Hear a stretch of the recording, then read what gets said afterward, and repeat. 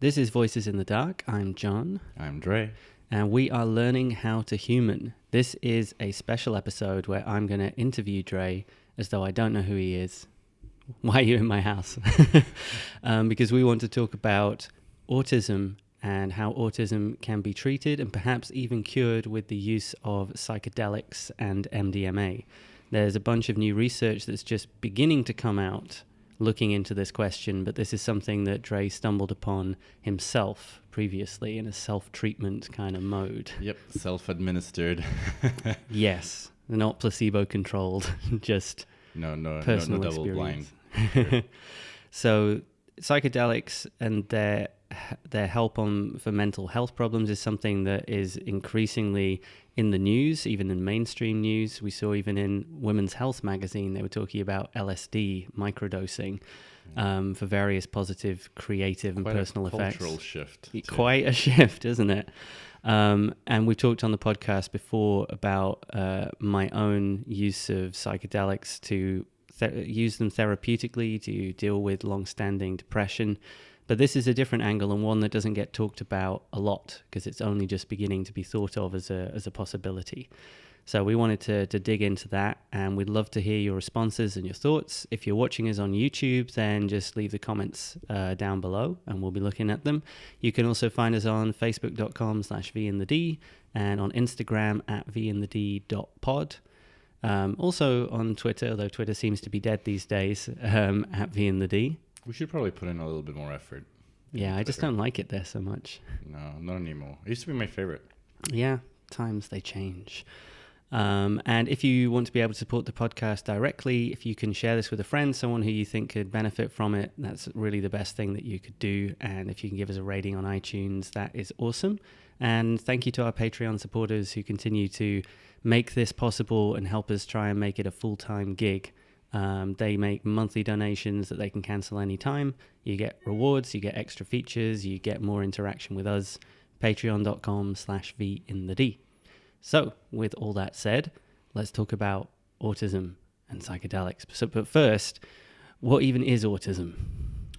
Okay, well, some people even say it doesn't exist. Mm-hmm. It is a set of symptoms, really, that get sort of put under one umbrella. And traditionally it was seen as one thing, and then it kind of expanded. Asperger's or Autistic Spectrum Disorders were kind of names that were sort of that arose to try and describe the more vague the fact that there was more than one kind of way to be autistic and several degrees of autism. So a lot of people think about Asperger's as autism, but that's just a particular variety then. Yeah, well, it was kind of a less, oh my God, you're doomed and your child is disabled way to say it. From what I gathered and from my experiences with it, it was kind of like the softer word for a more high functioning, not that you have to have special help kind of child. But that became weird, and they decided to move away from using it. And it's so names has always become controversial when people start associating emotions to them and sort of using them to class people and decide whether or not they're allowed certain things or not. So it's kind of been a bit fluid. So it's now people talk a lot about being on the spectrum, which I guess is about all of those different symptoms that you said. So what are some of the classic or most significant symptoms? Now, it's important to differentiate, because people think of the spectrum as from non-autistic to fully autistic, or from, I guess, schizophrenic if you go the other way in terms of brain organization towards autism. But actually, it seems to be sort of more of like a color wheel. I think I showed you a diagram which shows that there's different traits of human intelligence and psyche and sort of brain patterns, each of which can be out of norm, above or below norm, and anything that is sort of tending toward the above norm in one particular field, leaving others sort of deficient, is autism. Okay.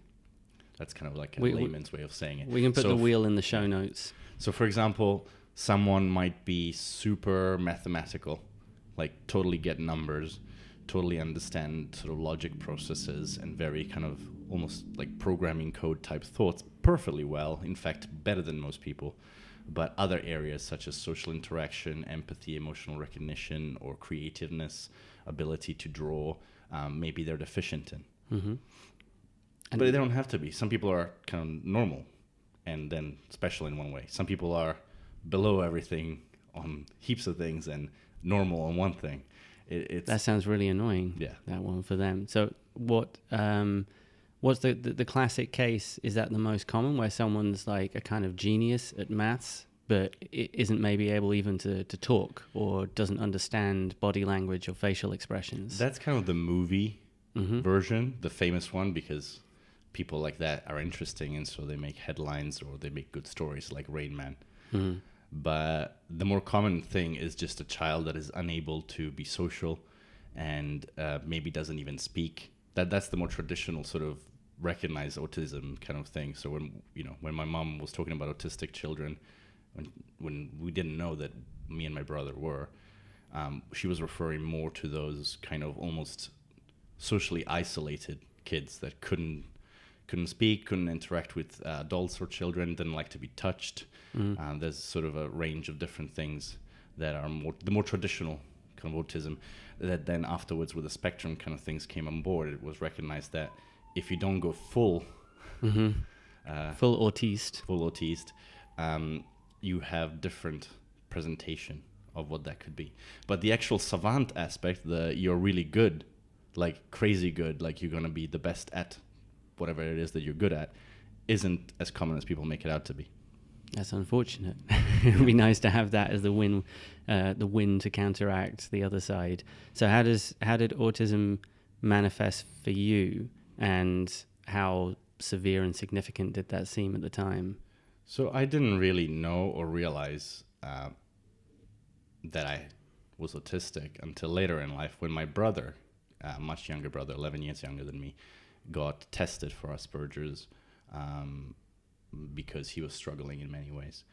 And they pushed him to do this because he presented a series of sort of difficulties, challenges in terms of learning, behavior, and socializing, that I was like, well, I was worse than him.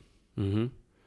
And he did the test, came out as someone with Asperger's or some form of autism spectrum disorder. And easy for you to say. Yeah.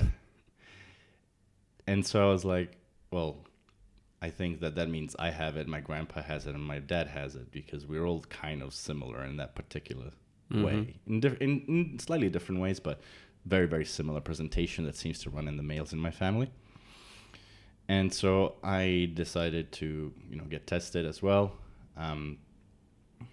And I tried to answer the test as truthfully as possible, not what I wished I was, my true nature. Sort of when it asked questions about, how do you feel about X, Y, Z, A, B, or C, or D? I didn't pick the one that was most flattering, or that I thought they wanted me to answer. I was trying to be fully honest with myself. Okay. And also trying to be more of a, how would I really behave, as opposed to how I have learned to behave. Okay. Yeah. So you're real. Sometimes I can overcome some of these things by forcing myself, but I tried to answer not with that in mind. And what happened? By doing that, I went almost full autistic in terms of the actual score. If you try to kind of answer with your kind of life experience changes, so like, oh no, I can socialize with people sometimes, then it's the score drops down a bit, so you're not quite fully ridiculously autistic. But that is effort and learning, not my default nature. So is there any sort of sense that there's a cure, or are there any usual tactics and expectations that are implemented for helping people with autism? Depending on how severe it is. So if it's what they call high functioning, so you're able to have a job, you don't need full-time care, that kind of thing, it seems to kind of get better with age, purely because you learn tricks and things, and you pick up ways to manage life. And so it gets a little bit better. Like it becomes less noticeable in many ways for people that aren't too strongly that way. But other than that, it's just about management, really. Most people that have it don't really sort of get rid of it. So that they have to do it themselves, though, try and make those adaptations. Is there any sort of framework or help groups? I believe there is more and more. There's a few groups that have sprouted up, organizations in the UK and the US and around the world designed to help parents with children with autism and autistic people themselves. But it's kind of still early days compared to other conditions and other sort of difficulties that are more sort of well known. Did you feel frustrated at being that way? Or if you felt frustrated, in what direction, at yourself or at everyone else?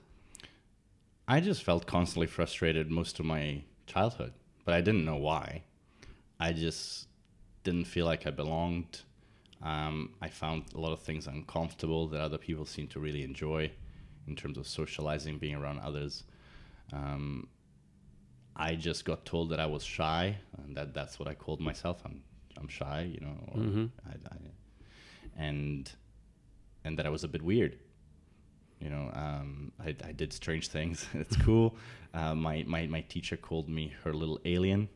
That's nice. It was a combination of the fact that I was a bit odd, but also I kept messing up my fountain pen over my hands, and I had like a turquoise ink, so my hands would go green. So I was the little alien. But did that sense of being outside, being an outsider, were you lonely, or did you just want to be alone? So I wanted to be alone most of the time. Not always. It's this weird struggle, internal struggle, and I think it's probably common amongst autistic people from what I've seen, and some of them don't realize that they do want social contact, but they also don't want it at the same time. There's sort of two sides fighting. It is extremely uncomfortable, so you run away from it, but then something's missing from your life that you don't realize, which leads to all sorts of other problems and frustrations. It took me ages to realize that I was alone. It took not being alone, finding someone that I felt so connected to that like I was like, this is nice. And then when for some reason I didn't have that, then I was like, oh, what's this? Like when friends disappear and yeah. And it's happened a few times, and it took a few repeated times to kind of really realize what it was. But losing friends throughout life for various reasons, moving to New Zealand and other things like that, slowly kind of made me realize that, oh no, when I have this, it's better than when I don't. That's interesting. So before we get into the psychedelics part, no, I've forgotten my tangent. No, I remembered my tangent. Now, these days, people who meet you, I've heard several times say when you've said, like, when you've come out of the autism closet, they're like, oh, I wouldn't have known. And to me, it's kind of those odd moments when people say to me, if they find out I'm gay, they're like, oh, I wouldn't have known. Like, it's a compliment. Maybe it's more of a compliment with autism. It is kind of a compliment, I guess, because the way that most people would think, oh, yeah, definitely, are the behaviors that aren't really nice. It's not like if you do something really well, it's like, oh, maybe he's autistic.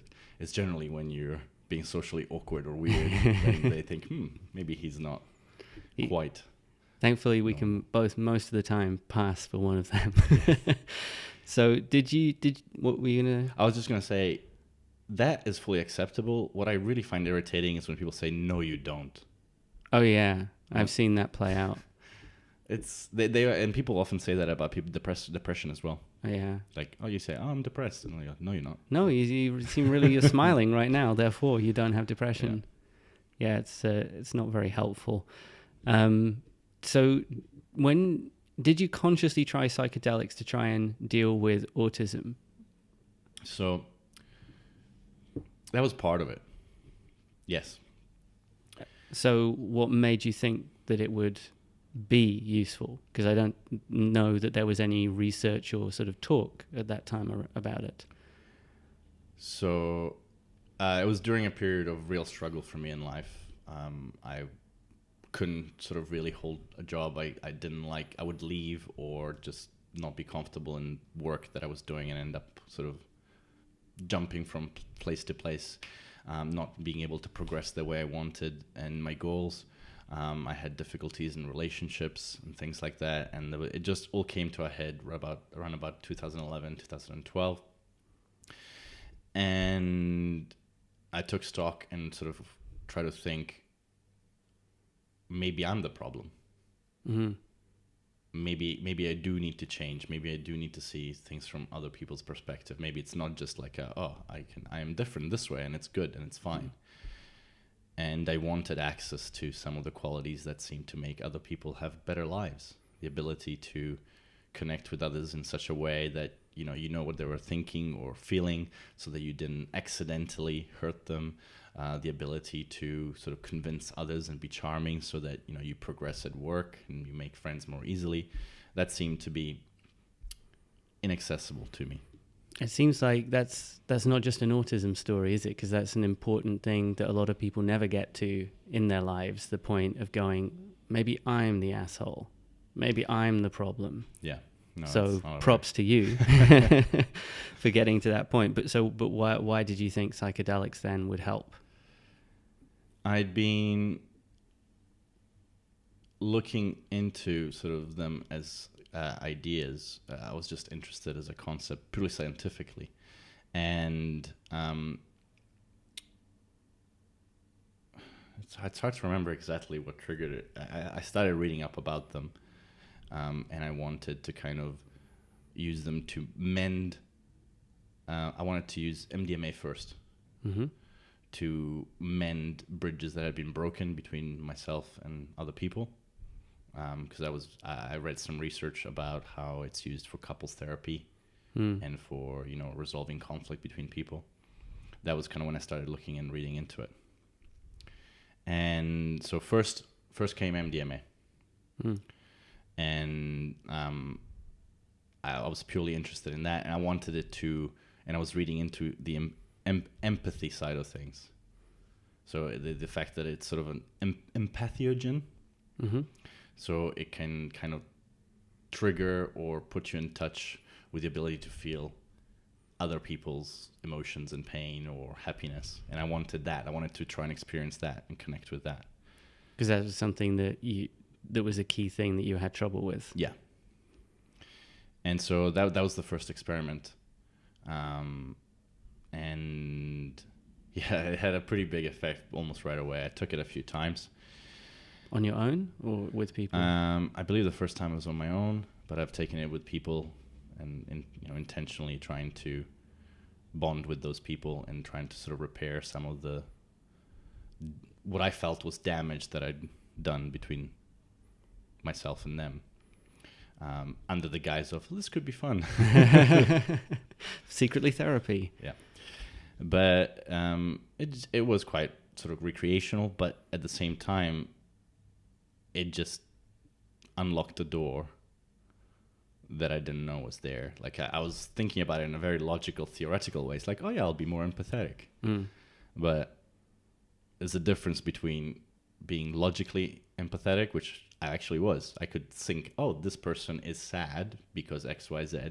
That is not good. Oh, I feel bad. But it was a very conscious and theoretical level of it. I didn't feel their emotions, and I didn't understand what that meant until I took MDMA. And then all the things that I'd done wrong or that were unresolved hit me really hard. It was in a sort of very safe way. It didn't feel anxiety-causing. Whilst under the effects. Yeah, it just felt sad, truly sad. And I started to feel and experience the emotions of the people that I'd hurt or that I'd been unable to connect with, and kind of really understand what that meant.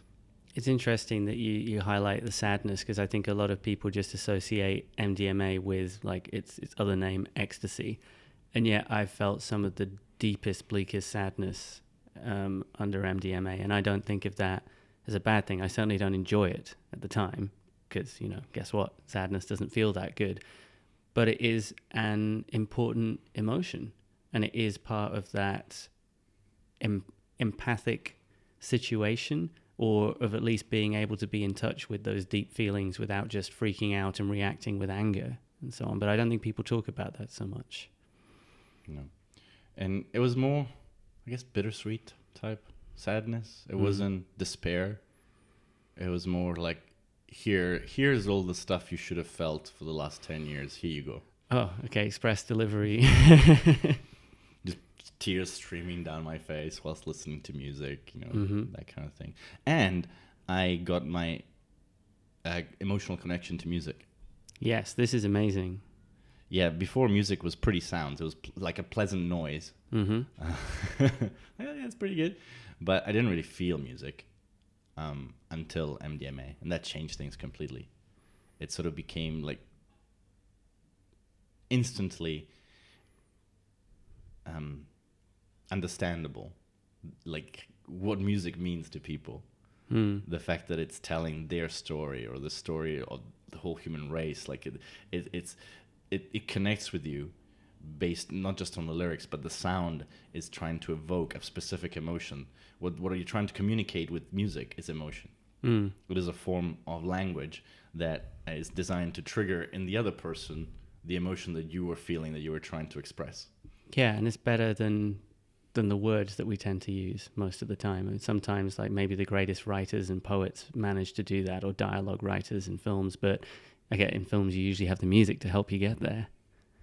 So was that, what sort of time frame was that? Did so much happen in the first session, or was this like quite a bunch? I think the first couple of times were just sort of from going from blind to seeing, like almost instantly.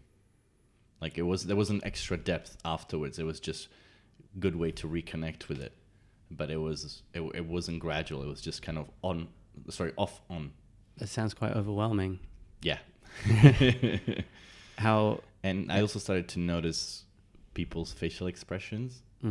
Like, oh, okay. Like they started to make more sense to me. That's really interesting, because doesn't that imply that kind of thing is still embedded in you, but wasn't kind of connected? That knowledge? I think so. I think it felt like the connections to the other side, the other bits of hardware responsible for that type of pattern recognition had been switched on, had been connected and activated and fully integrated between sort of both. I want to say both sides of the brain. Brain's more complex than that, but if you want the simplistic left and right kind of. Can you theorize, like, for those who don't know, you have a biomedical background and obsessively read sciencey things. So can you theorize why that would be happening? Well, MDMA is essentially a psychedelic. It doesn't really normally get viewed as one, but it triggers or attaches itself to the same receptors that the other psychedelics sort of attach themselves to. The serotonin 2A receptors, which are highly sort of distributed amongst the default mode network, which is an important structure of the brain, designed to suppress and control all the other bits. So this is what people often don't understand, or it's only recently been discovered, that the default mode network is more about trying to keep things quiet and like be the conductor of the orchestra. Was it Robin Carr Harris who said that? Yeah, I think so. Yeah, and it's like turning the conductor off. Yeah. And it's well, if you look at sort of our current understanding of sort of neurophysiology and how the brain works and all the kind of bits, both the macro and kind of micro, it seems to be that most higher structures that evolve in the brain throughout evolutionary sort of progress are sort of bits that act on the other bits from before kind of thing. And the prefrontal cortex, the thing that makes us, is essentially a brake for other shit. You know? And so a brake, like a car brake, not taking a break. What makes us human is the ability to go, no, I will not go to the bathroom. I will shit myself here in the train carriage because I have to finish this phone call. The ability to control that impulse and decide to override instinct. That's not the best example of overriding. I wanted to make a really bad example, but essentially it is the ability to sort of control the other bits by breaking them. And breaking them, I mean, like by putting a stop to what they're trying to do. Yeah, like pumping the brakes. But I think it's too good at it in many ways. For modern man in society, we kind of we inhabit that part of ourselves way more than the other bits. and we come to see our consciousness as sitting in that part of us, and we forget about the other bits. So we fetishize what that part tells us, because also that's the part that speaks with language. And the rest is more the urges, the emotions, the impulses. And we tend to think that the part that speaks with language is us, whereas actually it's a narrator of what's happening. Yeah, which is often the disturbing thing and ties into lots of discussions about whether or not we have free will, because it seems like the explanation for why we did X comes after we did X, rather than there being a clear sense that, oh, I decided to. It's more like, I did it, and then like, I must have decided to, so let's get a reason for it. Disturbing. But yeah, so I mean, the higher brain functions are designed to override the lower brain functions, more or less. I mean, obviously there's other stuff in there, but by taking psychedelics, you're kind of lessening that control effect. The part that is responsible for kind of managing all these other bits gets turned down. And what happens is all the other bits kind of sing out of sync and very loudly. And whatever sort of needs to be expressed seems to kind of come forward into the consciousness, quote unquote, of what you're able to think and do presently. So you kind of get flooded with, for the other psychedelics, MDMA is a bit different. But for like LSD and ayahuasca and so on, you get your repressed memories or emotions that you haven't dealt with come to the surface. MDMA is a little bit different. It seems to be more emotive. It has less of the visuals or the thinky bits. Not sure why. I don't know what particular difference in the way that it acts on the serotonin 2A receptors, or whether maybe it only binds to certain types of subtypes of serotonin 2A receptors or something like that. But what happens is that it seems to have more of an emotional effect, where the sort of I think amygdala primarily, which is sort of the fear and anxiety sort of the part fight of or the brain, flight piece, seems to get kind of switched off as well, which gives you this kind of fearless place to feel. Yeah, it's quite incredible that then, so this is why in part it's so successful for treating PTSD, that people can look at the trauma and not be traumatized again by looking at it, and why you can say without fear to a loved one or someone important to you, something that you generally in everyday life you would fear might upset them, you might fear rejection, but in that moment you no longer fear it because it's just the truth and you want to express it. Yeah. Is why it works so well in the couples counseling as well. I want to ask about the other psychedelics, but first I just really want to know, after those first sessions, the MDMA, how long was it taking? What was the sort of integration period, and did people around you notice the differences and the changes?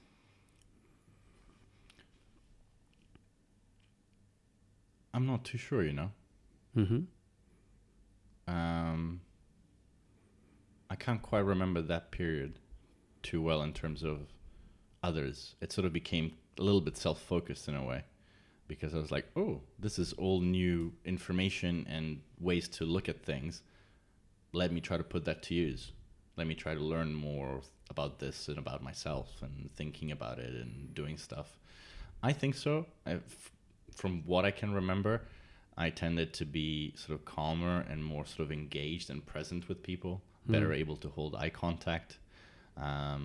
It seemed to have a positive effect on the relationships that I had. But it wasn't too long till sort of the other psychedelics came along. So it seemed to, like in my memory, it's sort of blurred between the two things. Okay. And so you decided, okay, so I'm onto something here. Let me try some other things. Or did the psychedelics come along just for other reasons? It was based on like, wow, this is crazy powerful, like, and interesting. It's done this to me, and I'd also been reading up about the other psychedelics and been trying to get some LSD for a while, because I was interested in the way that it functioned. I thought that it would sort of bring some other aspects of artistic thinking and more creative thinking to me. And based on my experience with MDMA, I was kind of doubly encouraged into pursuing that. I was very, very interested in what else it could bring. I felt like I was upgrading myself. I felt like this was so good. what else is out there? How far can I push this? How much better can I become a person? How much can I enhance my brain and make it more of a complete human brain rather than only kind of here? Mm-hmm. And so then you jumped into the LSD? Yes, purely because of the way. So reading up on the various psychedelics and how they function and their effects and sort of their biochemical nature, I was fascinated by LSD because LSD is one of the most potent substances. Like the only other things that you can get a massive effect from that are from such a tiny dose tend to be poisons. Like ricin will kill you with a tiny amount kind of thing. But LSD with a tiny kind of, microgram amount, not milligram, like 1,000th of the doses that you have for most other drugs. Mm-hmm. It's able to just completely sort of activate your brain in a completely different way. And I thought that was fascinating. And I wasn't too interested in ayahuasca in some ways because the secondary compound of ayahuasca to activate the DMT, it's an MAOI inhibitor, mm-hmm. and which is essentially a poison. And I wasn't so keen on the idea, and I wasn't so keen on the idea of just constantly throwing up because I thought that would color the experience as well. Well, it certainly makes it more of a struggle than you necessarily get with LSD, but it's also quite a personal experience that, say, for you, LSD seems to have become the one that's most positive and beneficial for you. And yet I found whilst it's very interesting and exciting, that I learn less from it and don't feel as good afterwards as compared to, say, mushrooms. But this isn't about me. Yeah.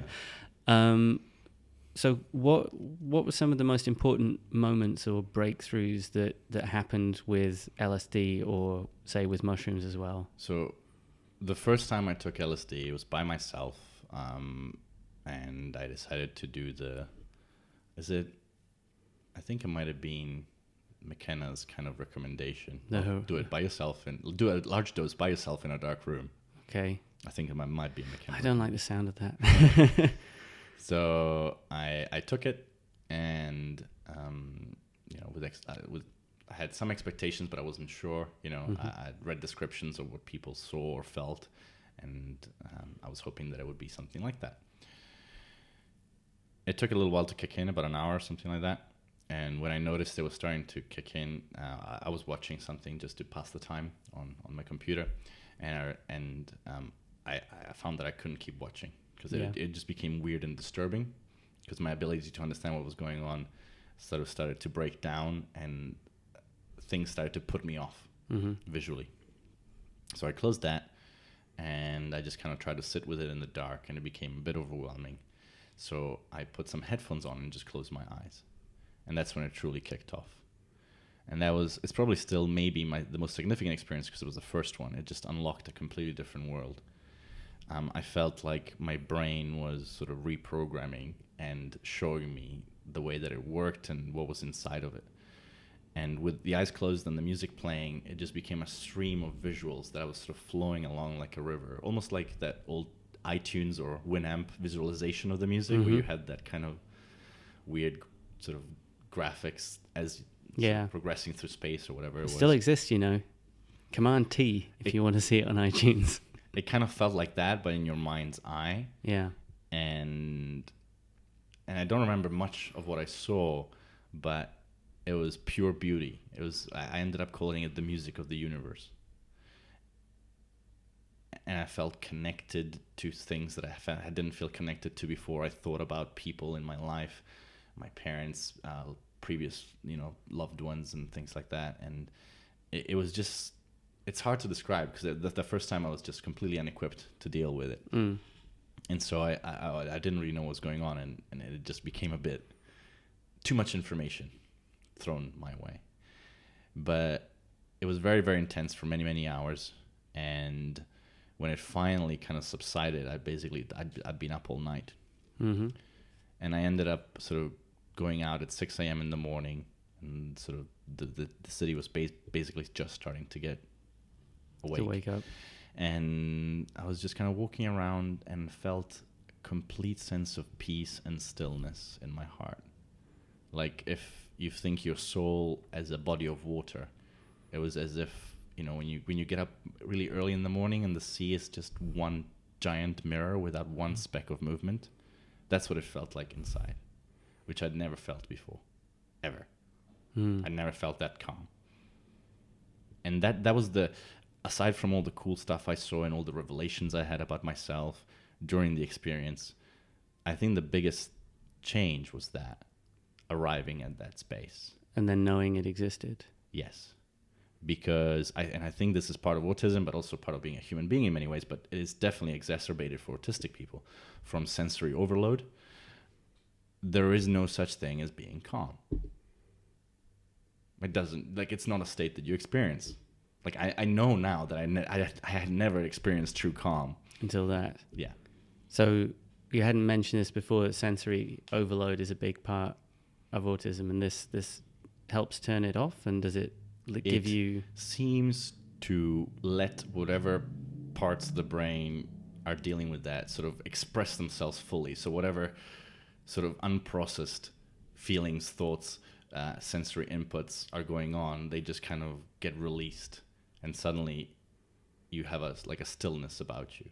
And I'm guessing also the downregulation of that part of the brain means that it's sort of less sort of constantly alert and trying to detect those kinds of things. It would be interesting to do a proper study to see what parts of the brain are responsible for sensory overload and why, and how they change after psychedelics. Because I have a feeling that there's a massive change in the overactivation of parts of your brain that you experience as an autistic person.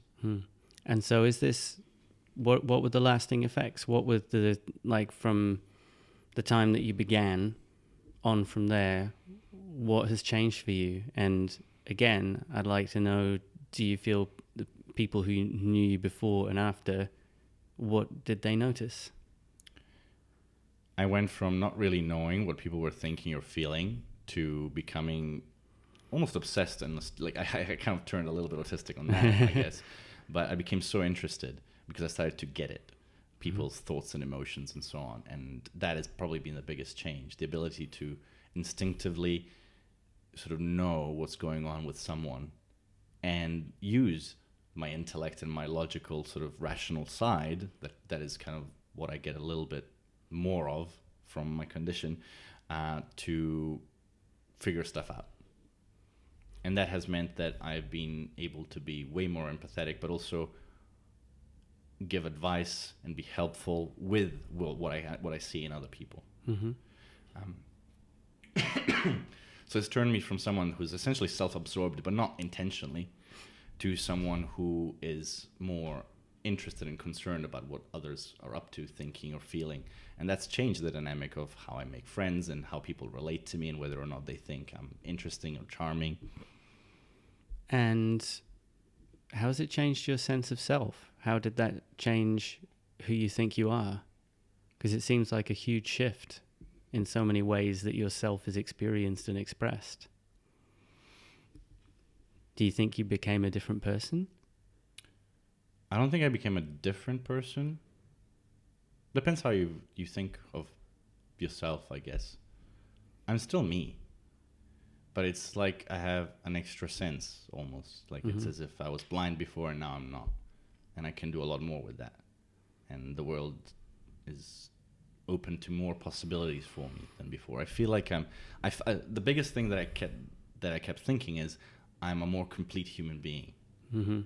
And it felt wonderful to not be restricted to just one type of thinking, to kind of have more of an integration between the chaotic and this disordered side of your mind and the ordered, structured, logical side.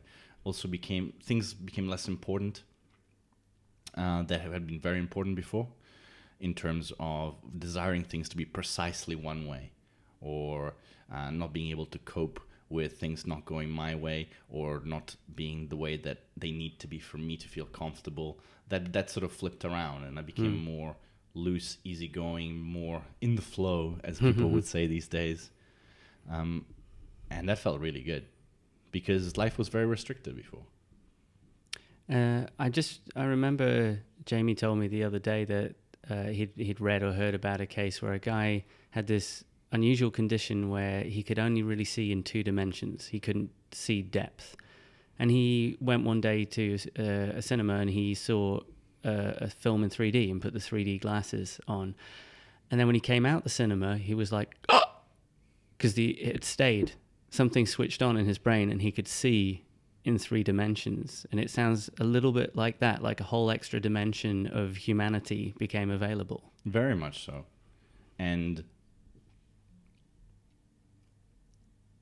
I began to see the patterns in the things that are patternless, apparently. Mm-hmm. It became more clear what everything is trying to be, do, or mean. I kind of started to think of everything as being the same algorithm of a fractal. Mm-hmm. It felt like the shape of a seashell and, I don't know, the way I treat my mother are the same equation. You know, it felt like there was a definite signature to the universe, a particular set of rules, which aren't rules. It's more of I don't know how to describe it. A tendency, a sort of an innate repeated pattern.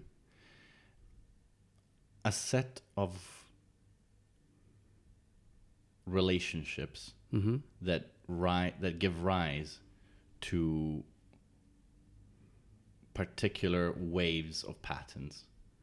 And you recognize the patterns in different things that are completely different. But there is a familiarity between them. It feels like everything that is meant to be that way. It gets a little esoteric and mythical when you try to explain it.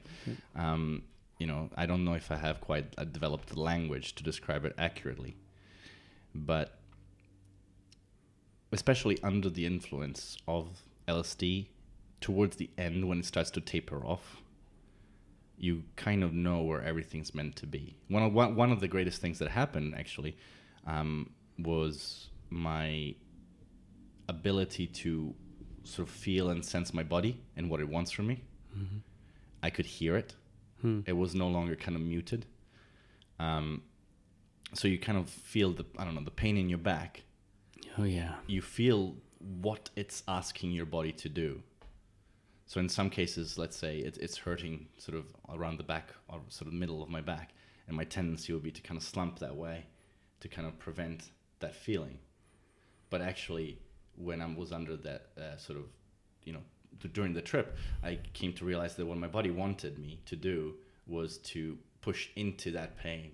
The pain was where to go. Mm-hmm. And to kind of hold that muscle and sort of push myself off it into the correct position and hold myself up and straight. And it was communicating where I needed to be. And you could feel the moment where you were in the right place. Yeah. And then try and hold on to it. Yeah. From the emotional side of things, I remember you described it to me once in this really beautiful way of it being that you'd been in a little room before. Yeah. Could you retell that? So for me, autism was being in a white room, featureless, without kind of borders or cracks, windows or doors. And MDMA opened the door. Suddenly there was a door there.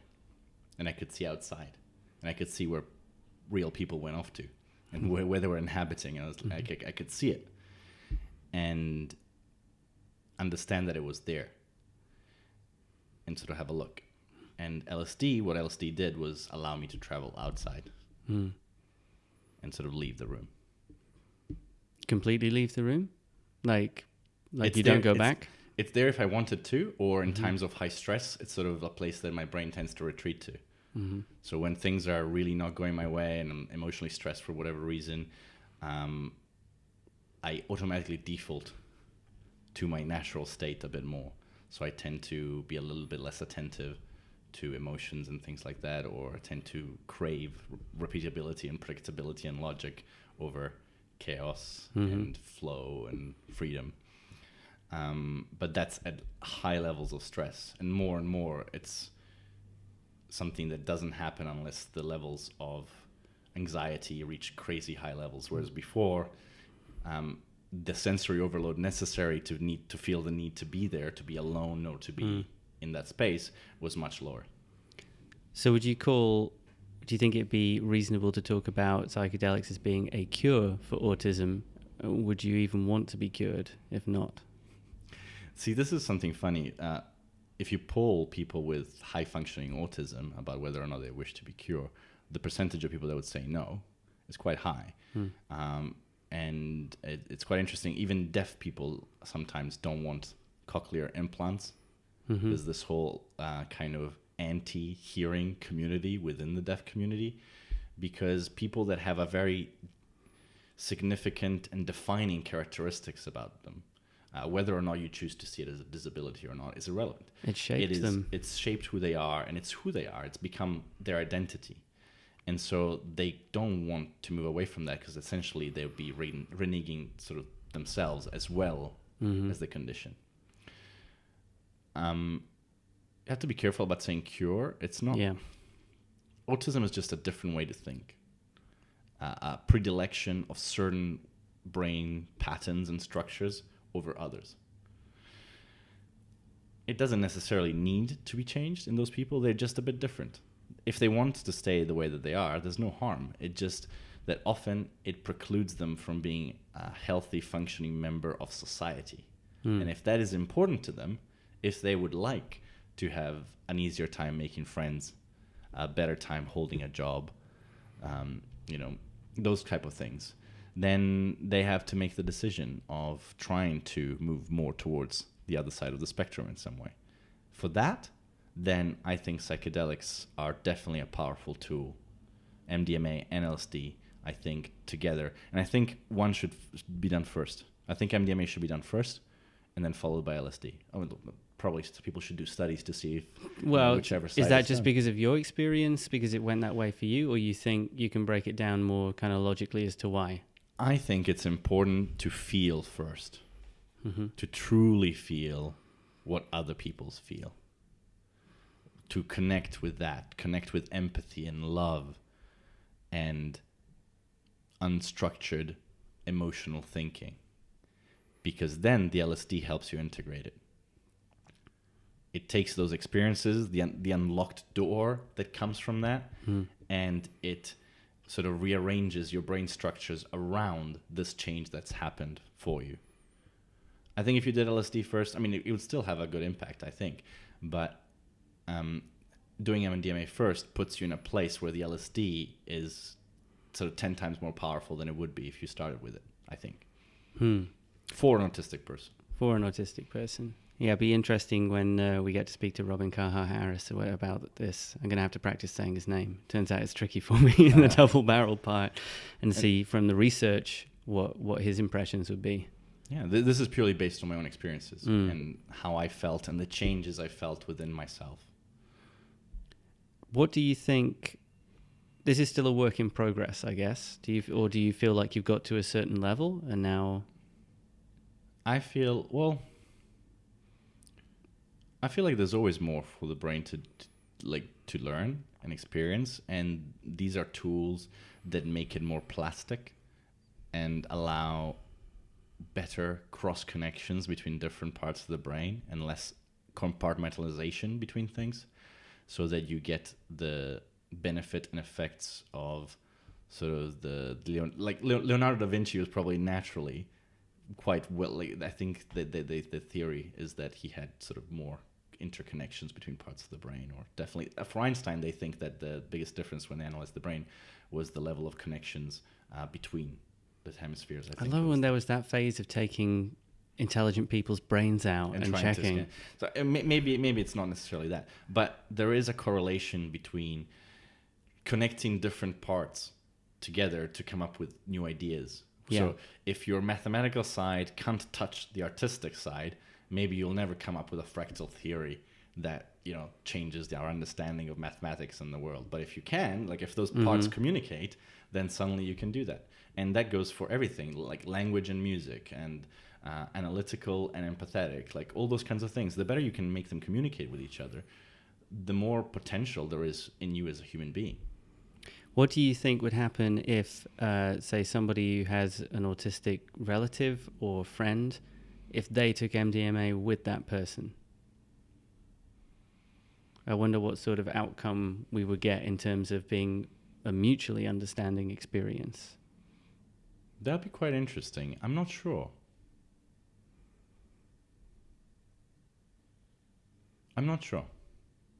Okay, well, that's the end of that then.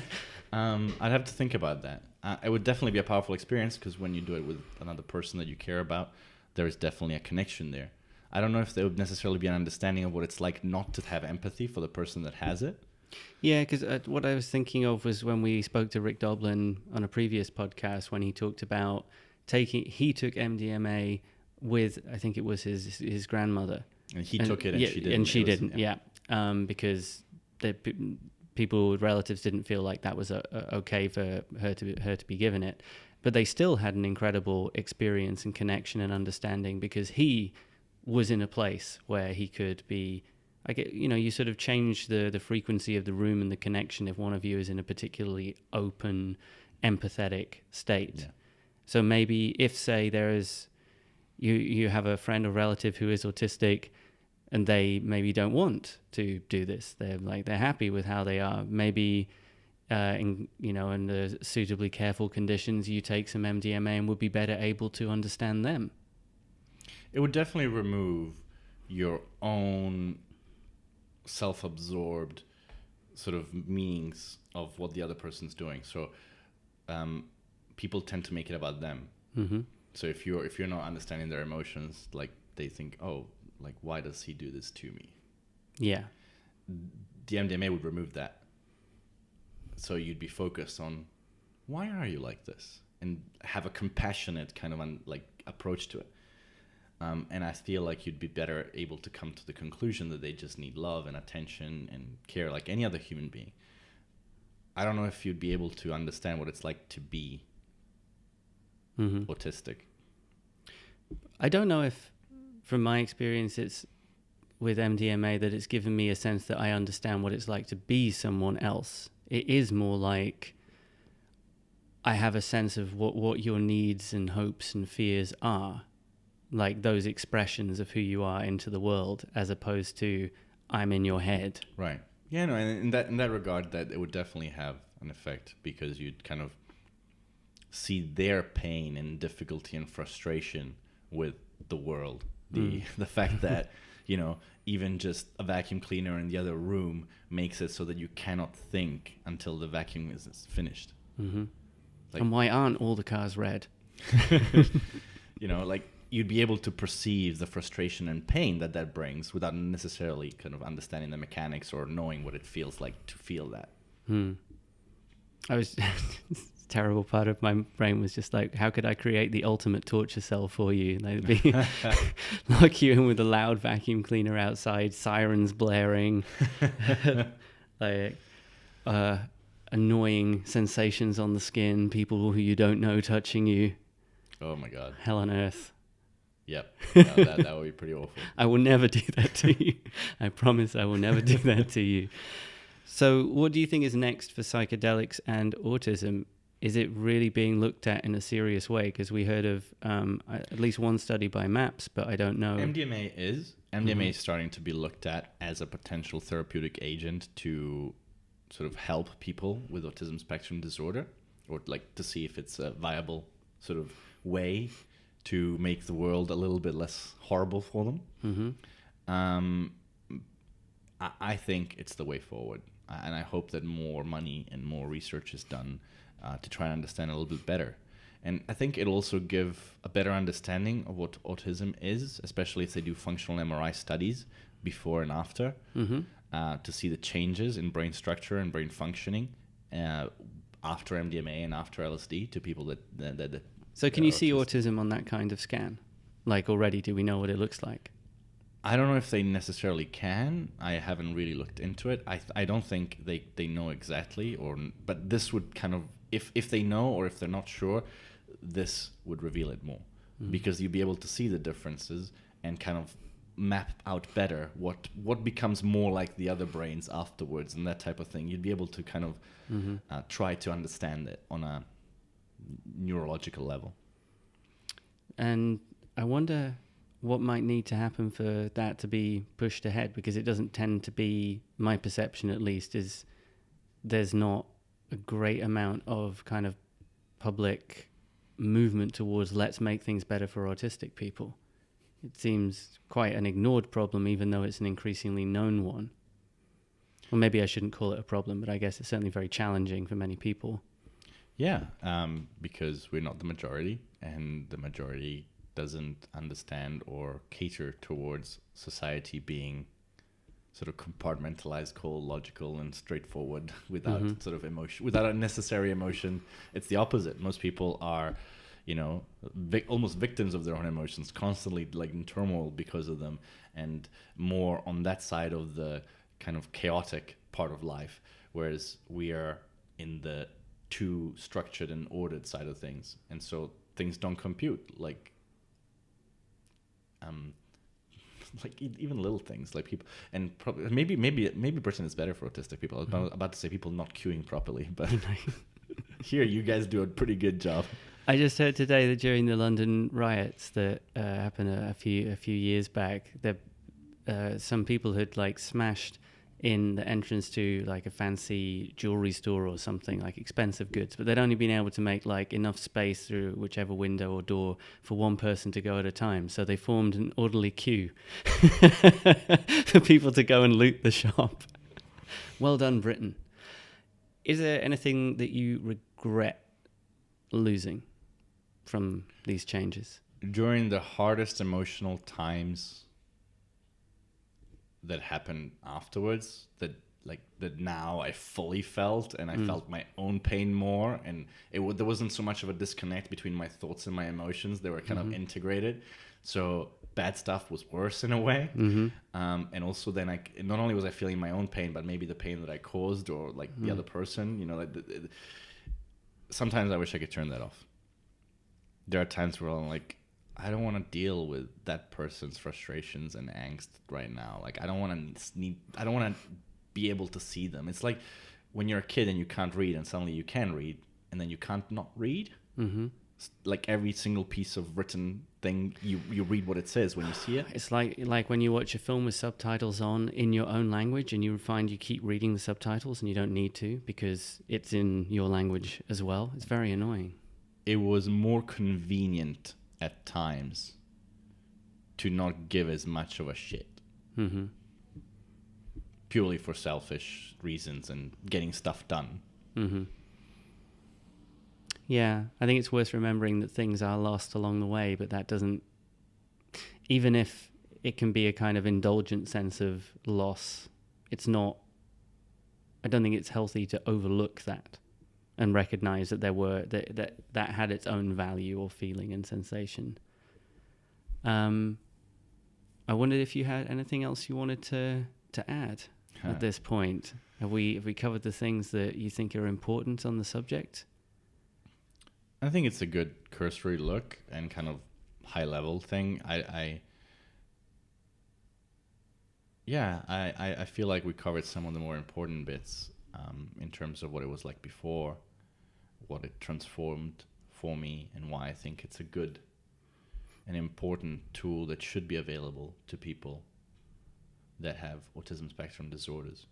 Because if you want to be more like the people that surround you, it can help you get there. And then it also gives you a unique advantage, because I feel like I have a foot in both worlds. I'm sort of neither here nor there, but also both at the same time. And I feel like that gives me an advantage at being a better human being for myself, but also a better helper, leader, like to others, because I see both sides. And also I recognized, for example, one thing that was quite important to me that I wanted to attain for myself, which was understanding others and sort of listening properly and sort of like seeing where people came from, all the kind of stuff people tell you need to do more of in general as a human being, but definitely if you're autistic, you hear it a lot. What I realized is that the people that are saying this, they don't do a better job. The reason why they do an okay job is because most people are similar to them. So they know what the other person is feeling by proxy. They're not actually paying attention. So statistically speaking, they more accurately behave in a way that the other people find appropriate. But they're not actually paying attention. And so when there is a disconnect, for example, in a romantic relationship or between friends, there's an argument, they're unequipped to see it from the other person's point of view because they never truly did. They were just seeing it from their own point of view, which was similar to the other person. Mm-hmm. And being able to understand that and being able to actually see it from other people's points of view, because I had to go full. It was a distinctly new thing. Yeah. I think it's an important thing. And maybe even normal people need that. Like, you know, it's a powerful idea that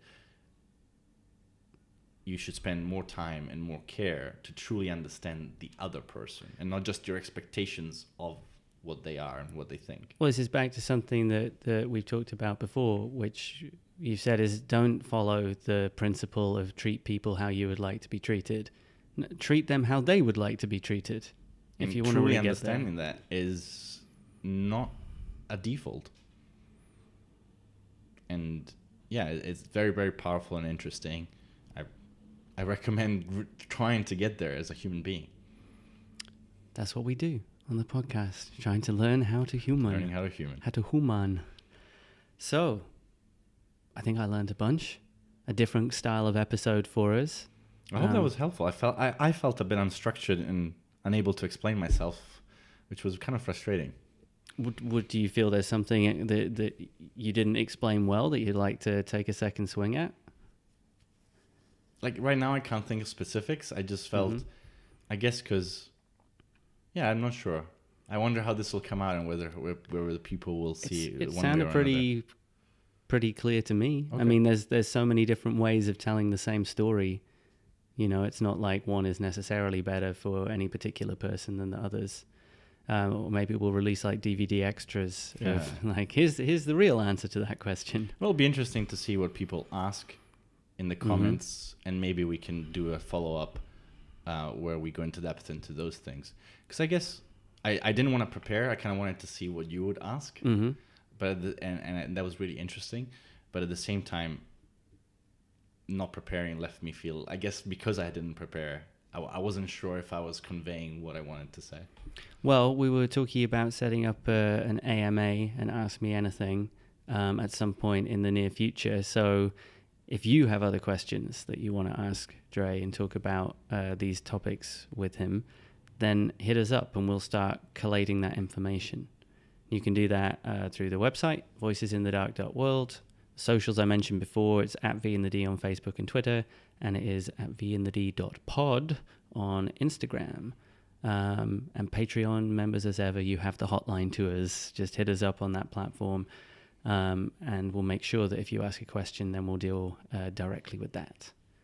I don't understand how AMAs work, but you do, so... I'll take care of it. Like, to me, the idea of an Ask Me Anything is like an invitation to ask irrelevant things. It's like, so ask me anything. You're like... but that sometimes there are weird questions. Like, you know, like in an AMA about someone going, I'm an astronaut, like, and I've, you know, gone to the moon. And they go, what kind of pizza do you like? And the person goes, oh, pepperoni. Like, it's fine. Maybe it's the joy of it that I've been missing out on. Well, I enjoyed myself. Okay, good. Hit us up in the comments and everything, everybody. And until next time. Please be silly, be kind, and be weird.